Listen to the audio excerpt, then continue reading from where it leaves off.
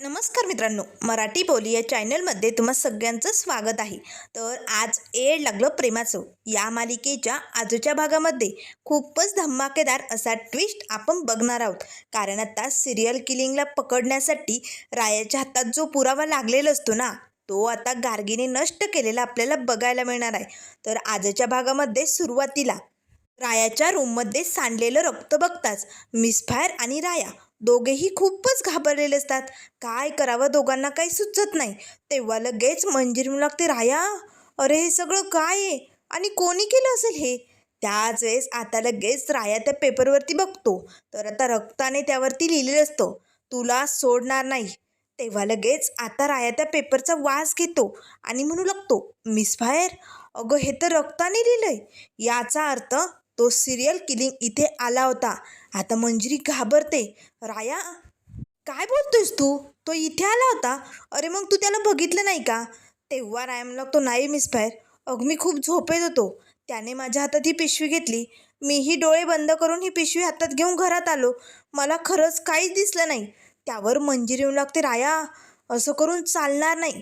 तो खूप भडकला हे लक्षात येते ना तुझ्या. बघ, आपण जशी बातमी पेपरमध्ये दिली तसा तो तुझ्याकडे आलाय इथपर्यंत. तेव्हा रायम लागतो, मिसफायर, तू अगदी बरोबर बोलते.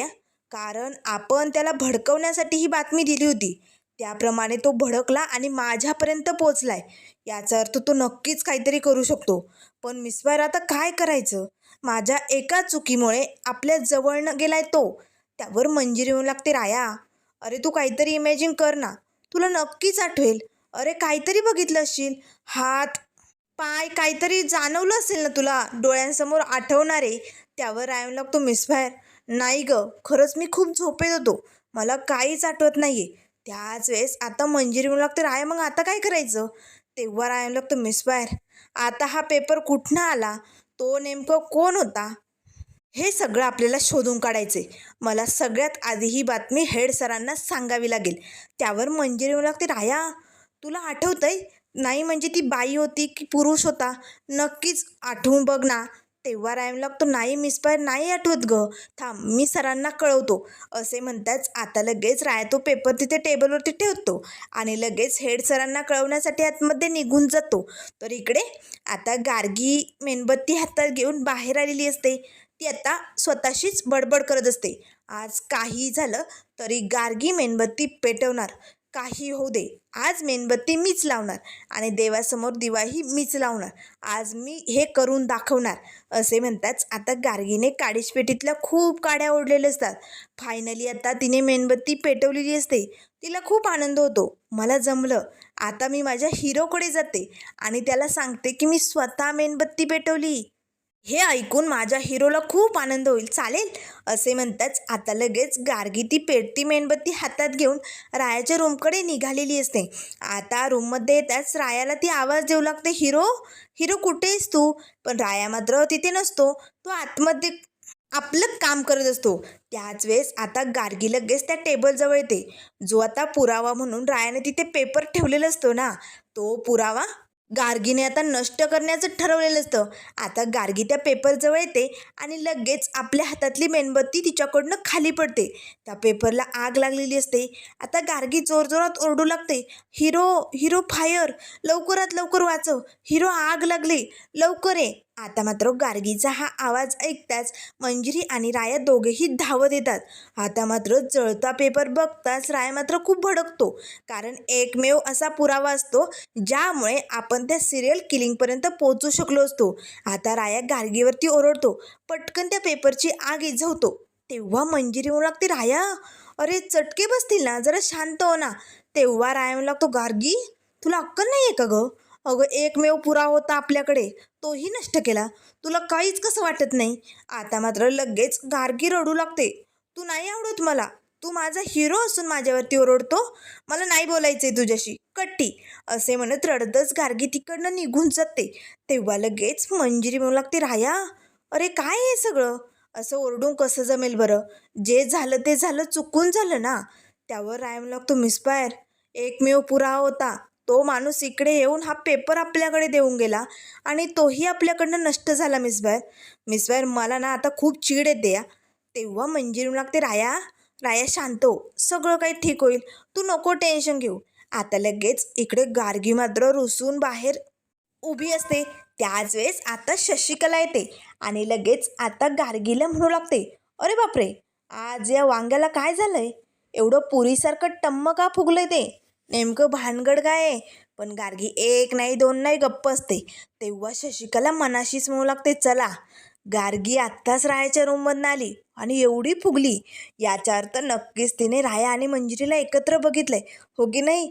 म्हणूनच फुगलेली दिसते. आता मला या फुगलेल्या पुरीला अजून फुगवायचे, अजून आग लावायची. हे काम शशिकला तुला नक्कीच जमेल. असे म्हणताच शशिकला म्हणू लागते, गार्गी, अगं राया मंजिरीला बघितलं का तू? तेव्हा गार्गी म्हणू लागते, मला त्यांच्याबद्दल काही विचारू नकोस आंटी, मला नाही बोलायचं त्या दोघांशी.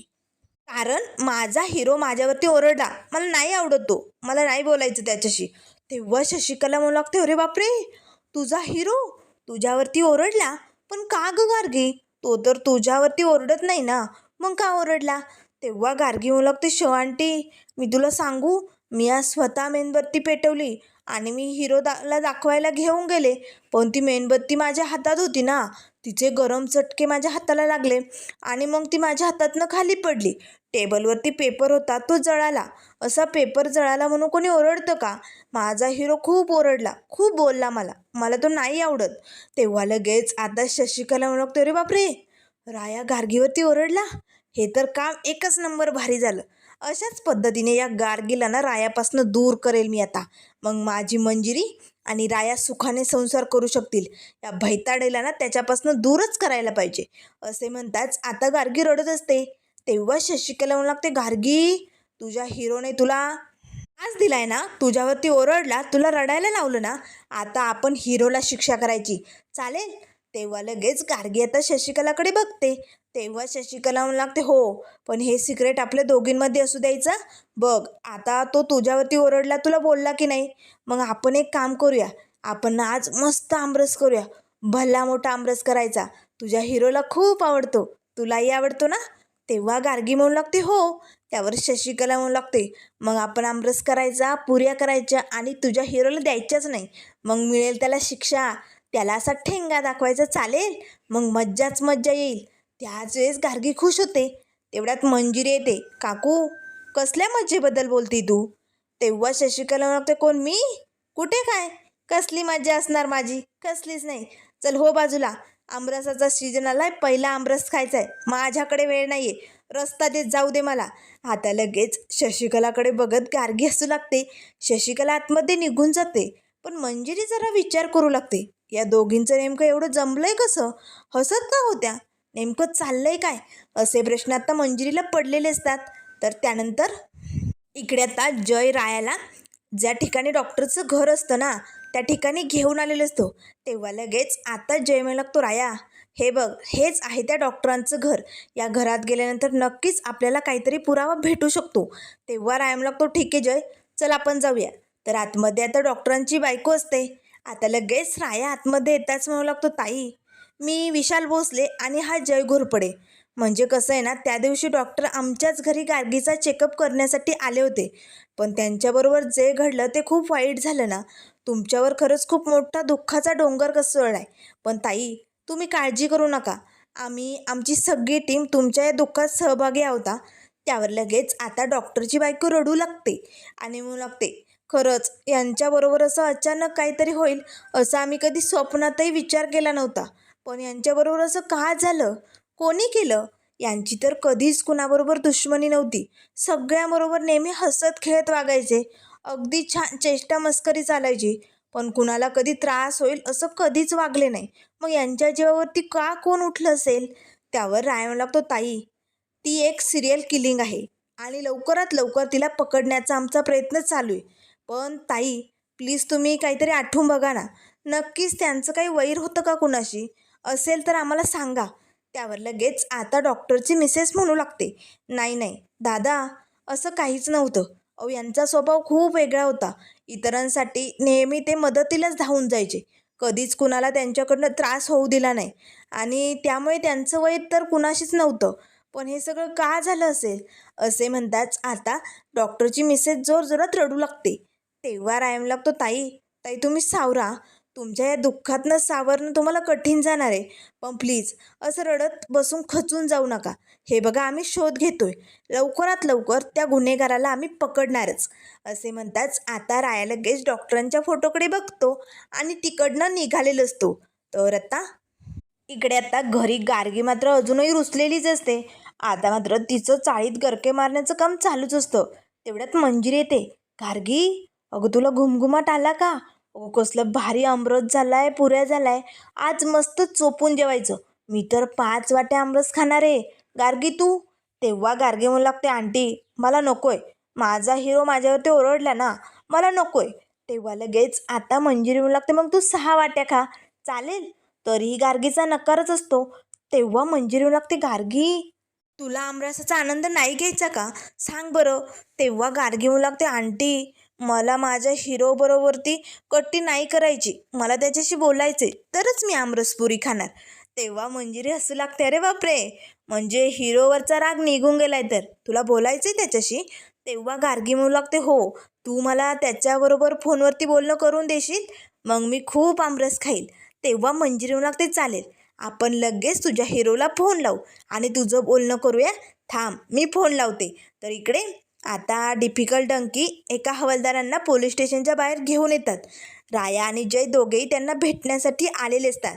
तेव्हा लगेच राया येताच म्हणू लागतो, रास्कर हवालदार तुम्हीच ना? त्यावर ते हवालदार म्हणू लागतात, हो तुम्ही बरोबर नाव सांगताय माझं.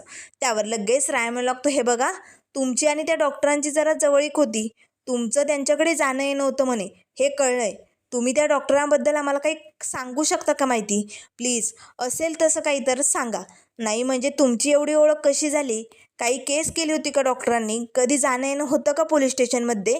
त्यावर लगेच हवालदार साहेब म्हणू लागतात, नाही नाही, डॉक्टरांसारखा माणूस या जगात भेटणार नाही. अहो खरंच खूप चांगले होते ते. त्यावर लगेच आता राया म्हणू लागतो, जर त्यांचं कुणाशीच काही वैर नव्हतं तर मग त्यांना मारलं का? त्या परीने त्यांचा का खून केला असावा हेच कळत नाहीये. तेव्हा लगेच आता हवालदार म्हणू लागतात, हो त्यांचं वैर तर कुणाशीच नसणार आहे, पण हां त्यांच्यावरती जळणारे खूप लोक होते. तेव्हा लगेच घोरपडे म्हणू लागतो, काय त्यांच्यावर जळणारे? पण का जळत होते लोक त्यांच्यावर? त्यावर लगेच हवालदार म्हणू लागतात, कारण डॉक्टरांची फीस कमी होती आणि त्यांच्याकडे खूप पेशंट असायचे. त्यांचा उपचार लवकर व्हायचा, लवकर लोकांना फरकही पडायचा आणि त्यामुळे त्यांचा व्यवसाय खूपच जोरात चालू होता आणि बाकीच्या लोकांना हे बघवत नव्हतं ना, म्हणून जळणारे खूप होते. त्यावर लगेच जय म्हणू लागतो, काय एवढ्याशा कारणावरनं कोणी खून करेल का? नाही नाही नाही नाही, आपल्याला ना हे पटत नाही. राया कदाचित काहीतरी सुटतंय आपल्याकडनं. का मारलं असेल डॉक्टरांना कोणी? तेव्हा लगेच आता राया म्हणू लागतो, हे बघा रास्कल हवालदार, तुम्ही प्लीज शांतपणे शांत डोक्याने विचार करा. असा काही क्लू असेल तर आम्हाला नक्की सांगा. कसं आहे ना, या केसपर्यंत पोहोचणं खूप कठीण झालं आहे. छोट्यातला छोटा जरी पुरावा सापडला ना तरी आपण त्या सिरियल किलिंगला पकडू शकतो. प्लीज तुम्ही नीट शांत डोक्याने विचार करून आठवा. कोणी होतं का डॉक्टरांचा वैरी? सांगा लवकर. त्यावर लगेच हवालदार म्हणू लागतात, हो आठवला, एक व्यक्ती आहे जो सतत डॉक्टरांना शिव्या शाप द्यायचा, त्यांच्याविषयी घाणेरडंच बोलायचा. त्यावर लगेच राया म्हणू लागतो, काय असा व्यक्ती कुठे आम्हाला दाखवाल का? त्यावर लगेच हवालदार म्हणू लागतात, चला मी तुम्हाला त्याच्याकडे घेऊनच जातो.